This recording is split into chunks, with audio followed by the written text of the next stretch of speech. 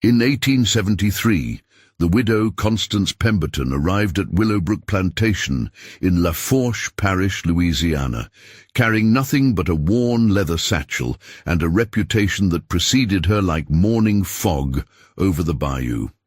The previous owner, her late husband Jeremiah Pemberton, had died under circumstances that the local physician described only as sudden and unexplained.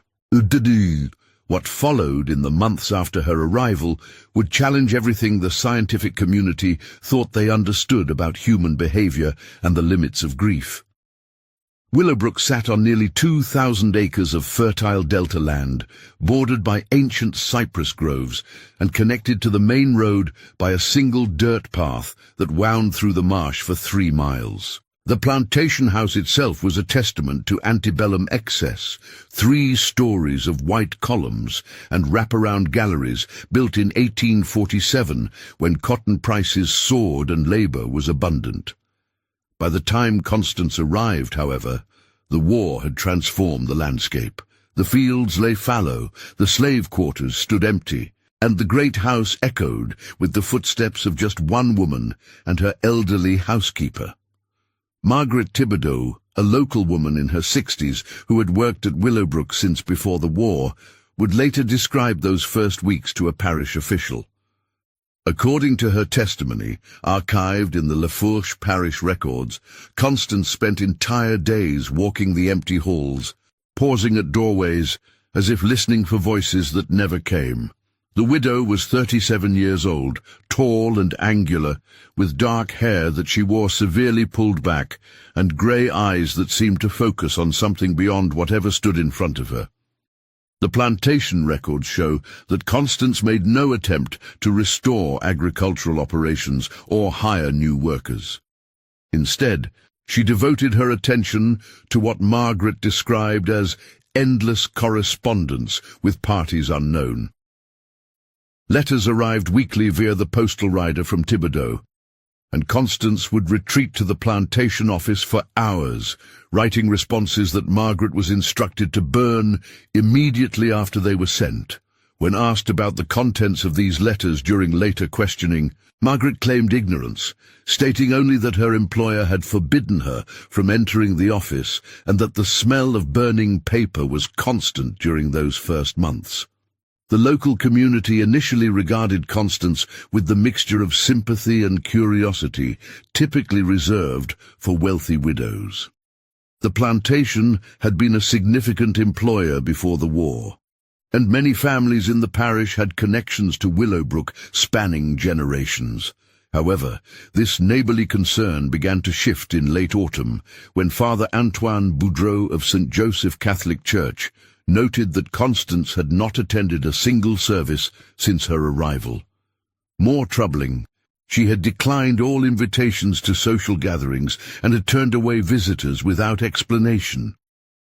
Dr. Edmund Rousseau, the parish physician who had attended Jeremiah Pemberton during his final illness, attempted to call on Constance in October of that year. His notes, preserved in the Rousseau family papers and donated to the Louisiana Historical Society in 1962, describe an encounter that left him deeply unsettled. According to his account, when he approached the front door of the plantation house, he found it standing open despite the cool weather. Margaret met him on the gallery and explained that Mrs. Pemberton was indisposed, but that she was not ill in any conventional sense. When Dr. Rousseau pressed for details, Margaret's composure cracked. She admitted that her employer had taken to speaking with empty rooms, as if they were occupied, and that she had witnessed Constance setting places at the dining table for guests who never arrived. Most disturbing, Margaret reported that Constance had begun referring to herself in the plural, using phrases like, "we have decided," and "our plans require," when discussing household matters. Dr. Rousseau requested permission to examine Constance, but Margaret refused, stating that her employer had given explicit instructions that no medical professionals were to be admitted to the house under any circumstances. The isolation of Willowbrook and the widow's increasingly erratic behavior might have remained a local curiosity had it not been for the discovery made by young Thomas Landry in December of 1873.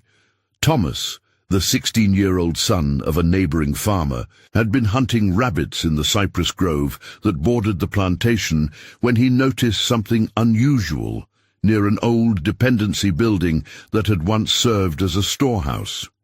According to his later testimony to the parish sheriff, he found evidence of recent excavation. Several areas where the earth had been disturbed and then carefully smoothed over, marked only by the absence of fallen leaves that covered the surrounding ground. Thomas reported his findings to his father, who in turn contacted Sheriff Auguste Boudreau. The sheriff's investigation, documented in reports that were transferred to the Louisiana State Archives in 1959, revealed a pattern of nocturnal activity at Willowbrook that defied explanation. Interviews with residents whose properties bordered the plantation revealed that lights had been seen moving through the fields and outbuildings during the early morning hours, always between midnight and dawn. Several witnesses reported the sound of digging, though none had investigated personally due to the isolation of the location and growing rumors about the widow's mental state. Sheriff Boudreau's initial visit to Willowbrook on December 18, 1873, was documented in his official report. He found Constance Pemberton to be articulate and composed, though he noted several details that struck him as unusual. The parlor where she received him contained numerous chairs, arranged in a conversational circle. Despite her claim that she entertained no visitors, more puzzling, she referred repeatedly to our household and our responsibilities, even though Margaret confirmed that only the two women resided at the plantation. When questioned about the excavations discovered on her property, Constance's explanation was both plausible and unsettling. She claimed to be conducting agricultural experiments in preparation for the eventual restoration of cotton cultivation. She produced sketches and notes that seemed to support this explanation, showing detailed plans for soil improvement and drainage systems. However, Sheriff Boudreau noted that the excavations bore no resemblance to the agricultural improvements described in her documentation. They were too small, too scattered, and too carefully concealed to serve any practical farming purpose. The sheriff's report also documented his conversation with Margaret Thibodeau, who had served as housekeeper at Willowbrook for over 20 years. Margaret's account introduced elements that would later prove central to understanding the events at the plantation. According to her testimony, Constance had arrived with several large trunks in addition to her personal belongings. These trunks, which Margaret estimated to number at least 6, had been stored in the plantation office and were never opened in her presence. More significantly, Margaret reported that Constance possessed an extensive collection of medical and scientific texts, many of which appeared to deal with subjects far removed from typical feminine interests of the era. Margaret's description of daily life at Willowbrook painted a picture of increasing strangeness. Constance maintained regular hours, rising before dawn and retiring precisely at 10 in the evening. However, her activities during the day followed no pattern that Margaret could understand. She would disappear for hours into the office, or venture into the fields, carrying tools and supplies whose purpose Margaret could not determine. Most disturbing, Constance had established what she called consultation hours each afternoon between 3 and 5, during which she would sit in the parlor and conduct conversations with empty chairs, often taking notes as if receiving important information. The widow's correspondence also troubled Margaret deeply. Letters continued to arrive weekly, but Constance's responses grew increasingly lengthy and urgent. Margaret reported finding her employer writing by candlelight well past midnight, surrounded by medical texts and what appeared to be scientific diagrams. When questioned about the recipients of these letters, Constance would only say that she was collaborating on research of vital importance and that the work could not be delayed. Winter deepened around Willowbrook, and with it came reports that would transform local curiosity into genuine fear. In January of 1874, several residents of nearby farms reported seeing figures moving through the plantation fields during snowfall, their movements leaving no tracks in the pristine white coverage. These sightings always occurred during the darkest hours before dawn, and witnesses described seeing multiple individuals despite the knowledge that only Constance and Margaret lived at the plantation. Dr. Rousseau, increasingly concerned about both the widow's mental state and the growing unease in the community, attempted a second visit in February. His notes from this encounter, more detailed than his previous account, describe a woman transformed. Constance received him in the parlour, but her appearance had changed dramatically. She had lost considerable weight, her grey eyes appeared sunken, and her hands trembled slightly as she poured tea from a service set for 4 people. Most unsettling, she addressed empty chairs during their conversation, pausing as if listening to responses before continuing. When Dr. Rousseau gently suggested that she might benefit from rest and possibly a change of scenery, Constance's reaction was immediate and fierce. She insisted that her work at Willowbrook was far too important to abandon, and that she had obligations that prevented any consideration of departure. She spoke of subjects that required her constant attention and experiments that were reaching crucial stages. When pressed for details, she became evasive, stating only that her research had applications that would revolutionize understanding of human behavior and that she was corresponding with like-minded investigators across the country. Dr. Rousseau's notes include a disturbing detail that he struggled to interpret. During their conversation, Constance excused herself briefly to retrieve a volume from the office. In her absence, he heard what sounded like multiple voices coming from the upper floors of the house, engaged in what appeared to be animated discussion. When he mentioned this to Margaret later, the housekeeper's face went pale, and she admitted that she had been hearing similar sounds for weeks. She had assumed that Constance was reading aloud to herself, but the voices seemed too distinct and varied for a single person to produce. The most troubling aspect of Dr. Rousseau's visit was Constance's casual reference to her deceased husband, as if he were still present. She spoke of Jeremiah's preferences regarding household matters and mentioned that he had been most helpful in her recent research. When Dr. Rousseau gently reminded her of her widowed status, Constance paused for a long moment, then smiled and said that death was a temporary inconvenience, that her studies were helping her to better understand. Spring arrived early in Louisiana that year, and with it came the discovery that would finally bring outside attention to Willowbrook Plantation. In March of 1874, a group of parish officials conducting routine property assessments for tax purposes approached the plantation and made observations that prompted immediate action by local authorities. Led by tax assessor Henri Boudreau, the group noted several disturbing features: the complete absence of livestock or agricultural activity despite Constance's claims of farming operations, the presence of what appeared to be chemical odors emanating from the outbuildings, and most significantly, evidence of extensive excavation throughout the property that had been carefully concealed with new vegetation. Henri Boudreau's official report, filed with the parish clerk on March 23, 1874, documented systematic evidence of covert activity at Willowbrook. The assessment team had discovered at least 12 distinct excavation sites, ranging in size from small plots barely large enough for a single person to areas that could accommodate multiple individuals. Each site showed signs of regular maintenance, with the soil kept loose and marked with small stones arranged in patterns that suggested some form of organizational system. More disturbing was the condition of the plantation's outbuildings. Several structures that had once served agricultural purposes showed signs of recent modification, Windows had been covered with heavy cloth, new locks had been installed on doors, and ventilation systems had been constructed that seemed designed to contain rather than circulate air. The chemical odors noted by the assessment team were strongest near these modified buildings, though none of the officials could identify the specific substances responsible for the smell.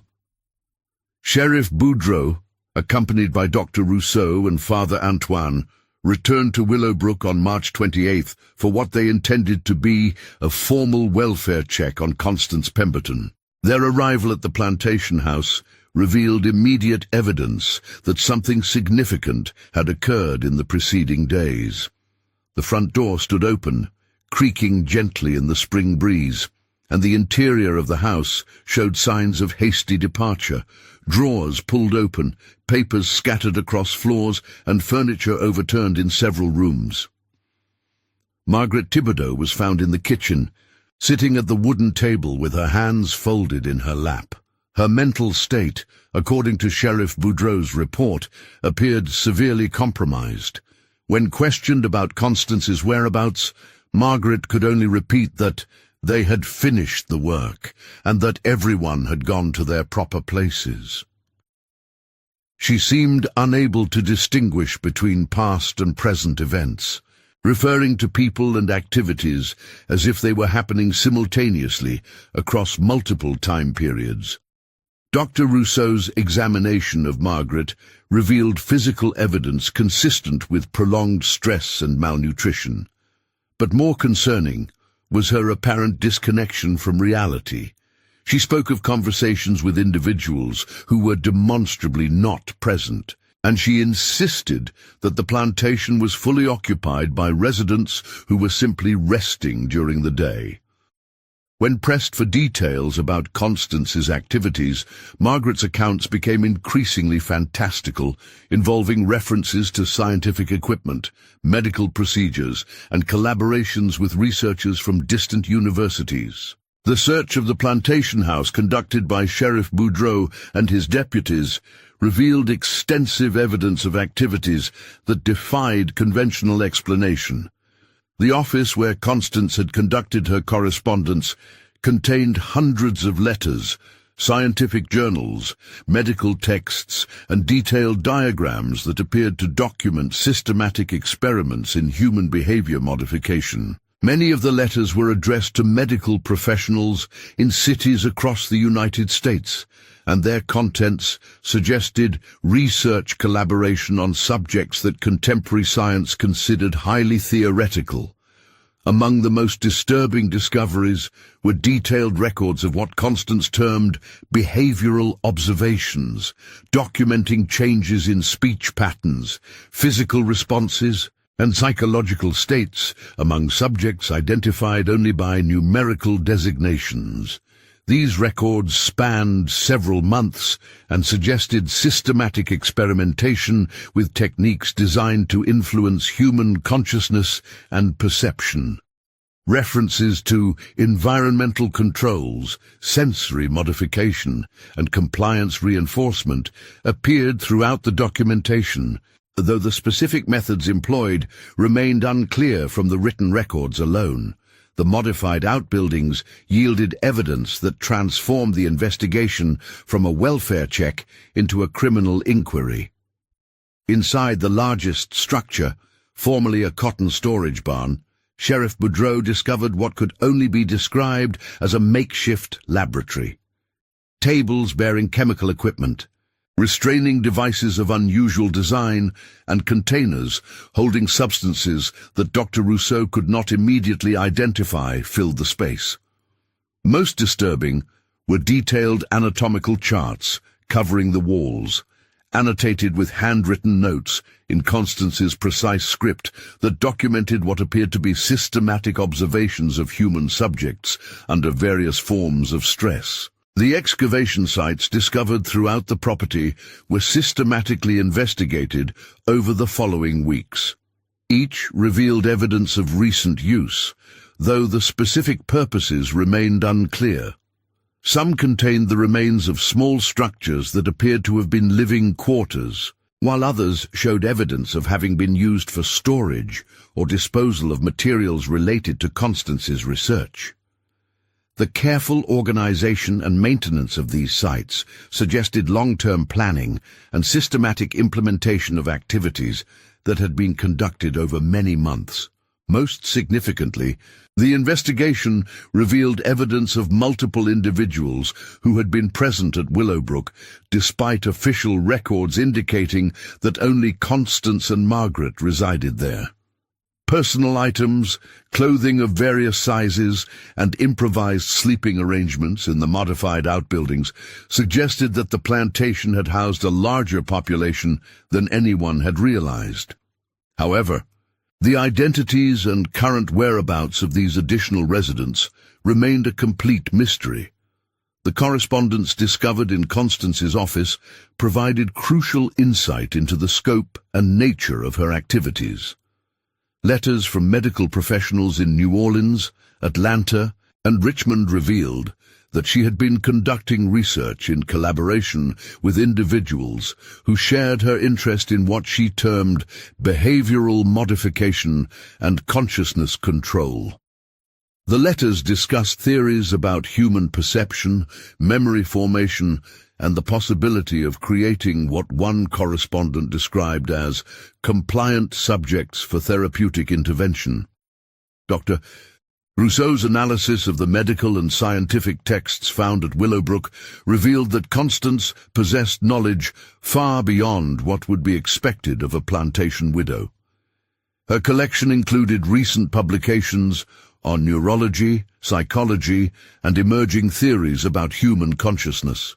Marginal notes in her handwriting demonstrated sophisticated understanding of complex medical concepts and suggested that she had been conducting experiments designed to test theoretical approaches to influencing human behavior.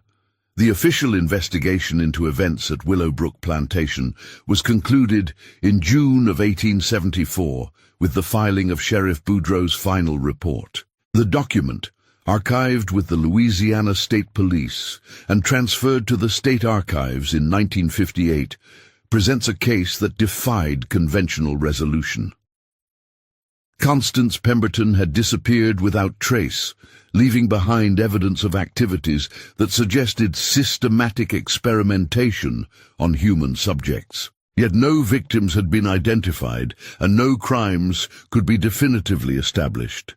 Margaret Thibodeau was transferred to the care of the Sisters of Charity in New Orleans, where she remained until her death in 1891. According to records maintained by the Order, her mental state never fully recovered from whatever experiences she had endured at Willowbrook. She continued to speak of the plantation as if she was still residing there, and she maintained until her death that Constance's research had achieved remarkable success in areas that conventional science refused to acknowledge. The correspondence network revealed through Constance's letters was investigated by authorities in multiple states, but most of the addresses proved to be fictitious or led to individuals who denied any knowledge of research collaboration. The few medical professionals who acknowledged receipt of letters from Constance claimed that they had regarded her inquiries as the work of an amateur enthusiast and had provided only general information about theoretical concepts. Father Antoine's subsequent investigation into the spiritual aspects of events at Willowbrook resulted in a confidential report to the Bishop of New Orleans that was sealed in the diocesan archives. According to sources familiar with the document's contents, Father Antoine concluded that the activities conducted at the plantation represented a systematic attempt to undermine human free will through techniques that bordered on what he termed scientific possession. His recommendation that the property be consecrated and the buildings destroyed was not implemented, though the church did formally advise against any future residential use of the plantation. The property itself remained uninhabited following the investigation.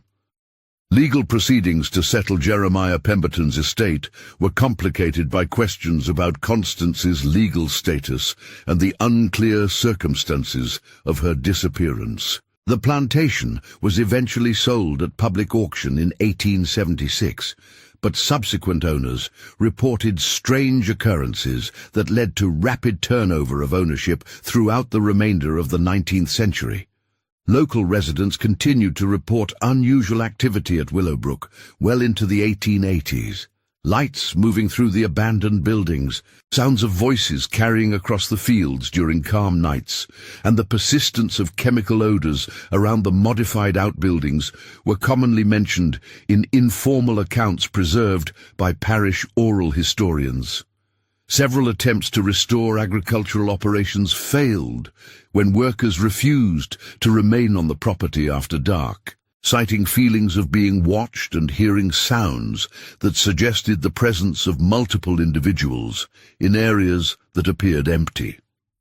The most detailed subsequent investigation of Willowbrook was conducted in 1887 by Dr. William Hartwell, a neurologist from Tulane University who had become interested in the case through his study of unusual psychological phenomena. Dr. Hartwell's findings, published in a limited circulation monograph in 1889, provided scientific analysis of the physical evidence that remained at the plantation 13 years after Constance's disappearance. Dr. Hartwell's investigation focused on the chemical residues found in the modified outbuildings and the systematic nature of the excavations discovered throughout the property. His chemical analysis revealed the presence of compounds that were consistent with experimental anesthetic agents and substances known to affect human perception and memory formation. More significantly, his measurements of the excavation sites revealed mathematical precision in their placement and dimensions that suggested knowledge of underground water systems and soil conditions that would have required extensive surveying and geological expertise. The neurologist's most troubling findings concerned what he termed environmental modifications throughout the plantation house and outbuildings. Systematic alterations to acoustics, lighting, and air circulation had been implemented with precision that suggested understanding of how environmental factors influence human psychology and behavior. Dr. Hartwell concluded that someone with advanced knowledge of human neurology and environmental psychology had designed the modifications specifically to create what he described as optimal conditions for behavioral manipulation. Dr. Hartwell's investigation also uncovered evidence that had been overlooked during the initial inquiry.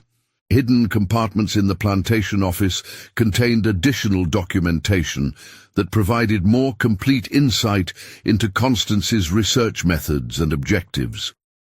Among these materials were detailed maps of the local area marked with locations of isolated farmsteads, notes about the daily routines of neighboring families, and what appeared to be recruitment criteria for selecting individuals who would be suitable subjects for her experiments.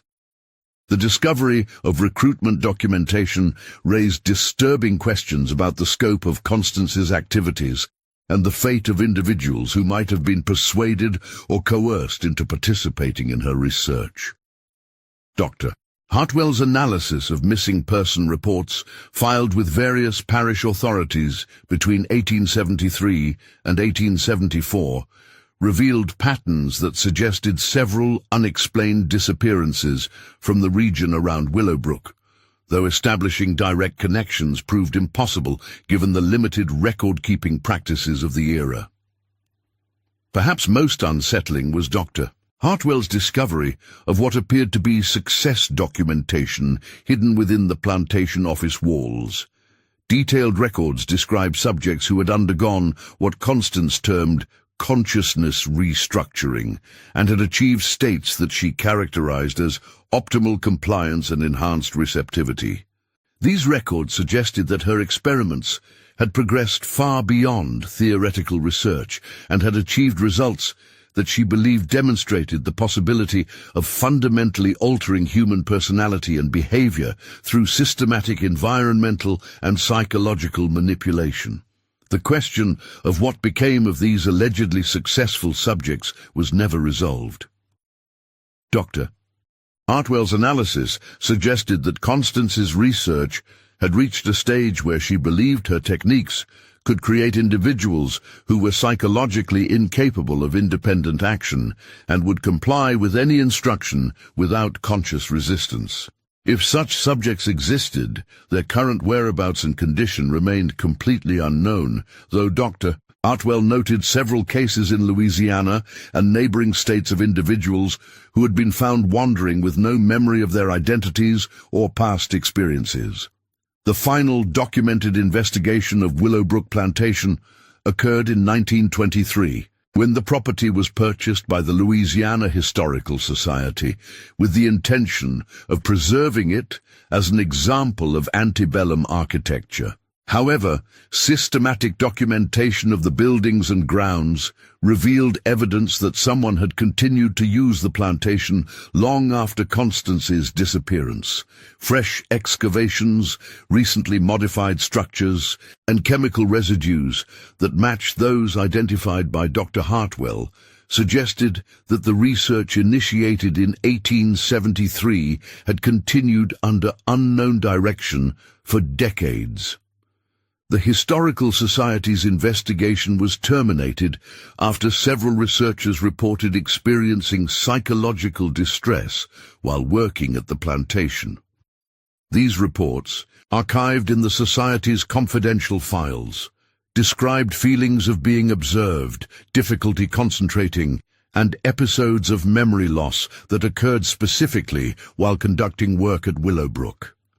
The Society concluded that the property presented unacceptable risks to research personnel and abandoned plans for historical preservation. In 1947, Willowbrook Plantation was destroyed by fire of unknown origin. Volunteer firefighters from the parish reported that the blaze burned with unusual intensity and produced smoke that carried chemical odors reminiscent of laboratory fires. The fire consumed not only the buildings, but also penetrated deep into the soil, apparently igniting chemical residues that had remained in the ground for over 70 years. After the fire, the excavation sites throughout the property were clearly visible as areas where the ground had burned differently, revealing the full extent of the systematic modifications that had been implemented during Constance's residency. The land where Willowbrook once stood remained vacant until 1961, when it was purchased by the state of Louisiana for incorporation into a wildlife preservation area. However, even this limited use proved problematic. Park rangers and wildlife researchers reported consistent equipment malfunctions, navigation difficulties, and psychological effects similar to those experienced by the Historical Society researchers. In 1968, the area was quietly reclassified as unsuitable for public access and was removed from all official park documentation. Today, the former site of Willowbrook Plantation exists in a legal and administrative limbo. No official records acknowledge its history, and maps of the area show only unmarked wetland. However, local residents continue to report strange phenomena associated with the location: vehicles that experience mechanical failures when passing nearby, electronic devices that malfunction in the vicinity, and persistent reports of lights and sounds that suggest ongoing activity in an area that has been officially vacant for decades. The case of Constance Pemberton and Willowbrook Plantation represents one of the most thoroughly documented, yet ultimately inexplicable events in Louisiana history. The evidence suggests systematic experimentation on human subjects using techniques that anticipated developments in psychological manipulation by several decades. Yet the fate of the experimenter, her subjects, and the ultimate results of her research remain completely unknown. Perhaps most disturbing is the evidence that the work initiated by Constance continued long after her disappearance, suggesting that her research had achieved a level of success that enabled its perpetuation without her direct involvement. The possibility that techniques for comprehensive behavioral control were developed at Willowbrook and subsequently deployed elsewhere represents a threat that extends far beyond the borders of Lafourche Parish.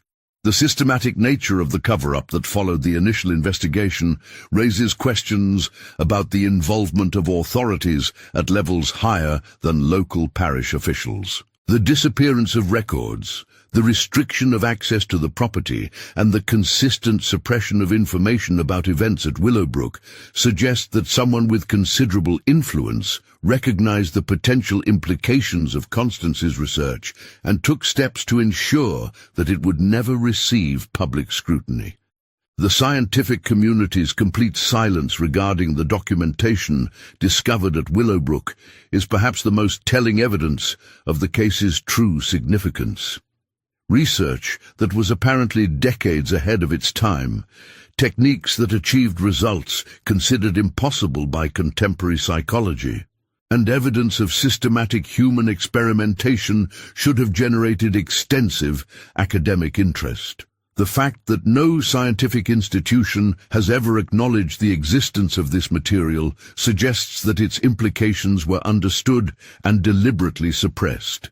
In the end, the case of Willowbrook Plantation stands as a testament to the dangers of unchecked scientific ambition and the vulnerability of isolated communities to exploitation by those who possess knowledge and resources far beyond conventional limits. Whatever was accomplished in the fields and outbuildings of that remote Louisiana plantation between 1873 and 1874 represented a violation of human dignity that transcends the boundaries of conventional crime.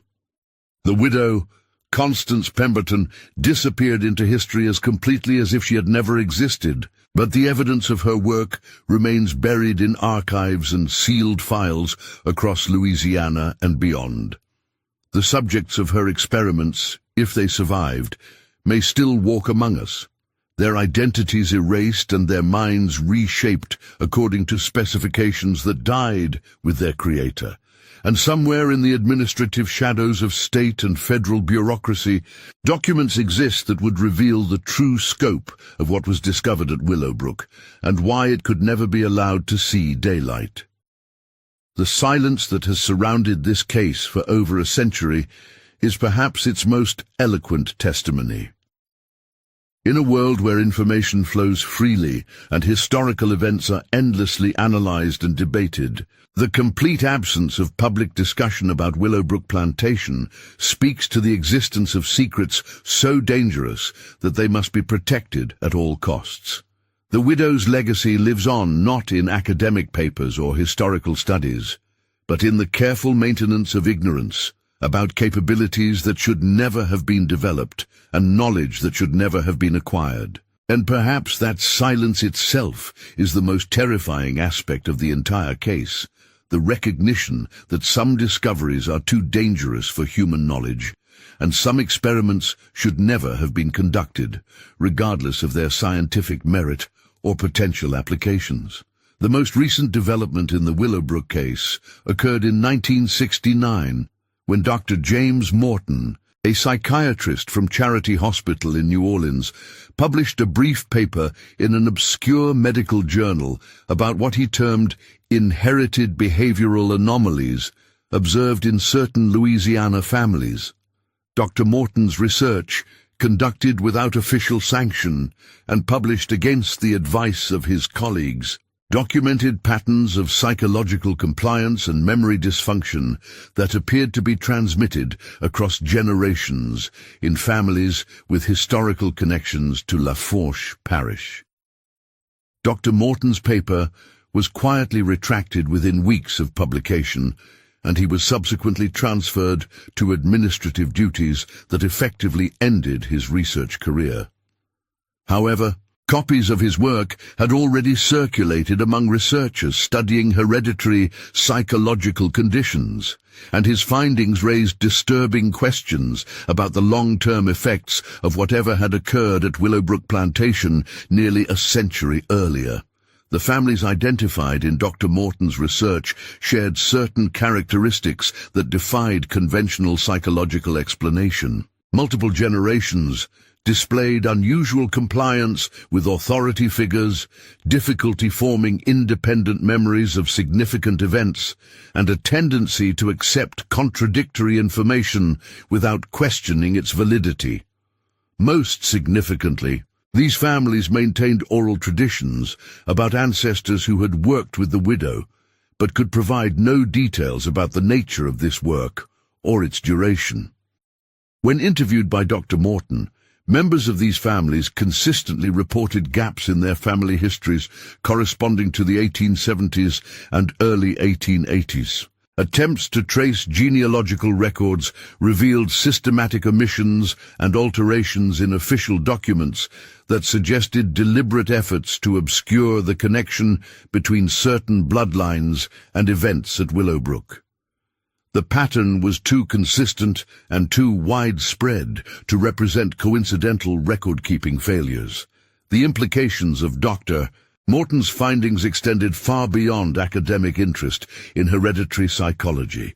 If Constance Pemberton's research had indeed achieved the level of success suggested by the evidence, and if the effects of her techniques could be transmitted to subsequent generations, then the scope of the Willowbrook legacy encompassed not only her immediate subjects, but their descendants as well. Potentially, hundreds of individuals across Louisiana and neighboring states could be carrying the psychological modifications implemented during those crucial months at the plantation. The systematic suppression of information about Willowbrook, the consistent pattern of administrative interference with investigations, and the apparent coordination of efforts to prevent public awareness of the case all point to recognition at the highest levels of government that the widow's research had achieved results with profound implications for national security. The possibility that techniques for creating psychologically compliant populations had been developed and tested in rural Louisiana represented a threat to democratic institutions that could not be acknowledged or publicly addressed. Today, nearly 150 years after Constance Pemberton first arrived at Willowbrook Plantation, the case remains as mysterious and disturbing as ever. The physical evidence has been destroyed, the witnesses are long dead, and the official records have been systematically purged from accessible archives. Yet the legacy continues in forms that may be impossible to detect or measure using conventional methods. The families identified in Dr. Morton's suppressed research continue to live throughout Louisiana and the broader South, carrying genetic and psychological inheritances that they cannot understand or escape. The techniques developed by the widow may have been refined and deployed in other locations, creating additional populations of individuals whose thoughts and behaviors conform to specifications established over a century ago. And somewhere in the classified files of federal agencies, the true scope of what was accomplished at Willowbrook continues to influence policies and decisions that shape the lives of millions.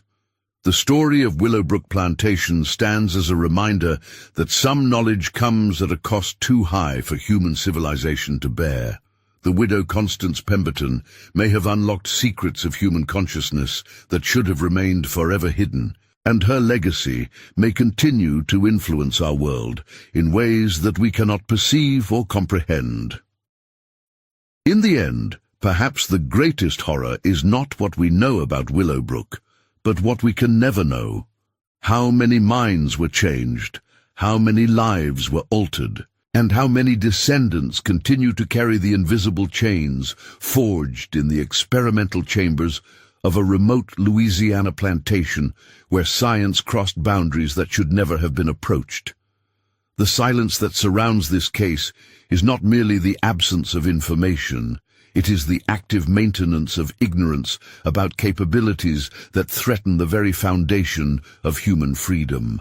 And in that silence, the widow's greatest achievement lives on, the creation of a truth so dangerous that it must be buried deeper than any grave, protected by walls of secrecy that may never be breached. The bayous of Louisiana keep their secrets well, but none more carefully than the truth about what really happened at Willowbrook Plantation during those months when a grieving widow decided that human consciousness itself was a problem to be solved through scientific method. Her solution may have been more successful than anyone dared imagine, and its consequences may still be shaping our world in ways we are no longer capable of recognizing.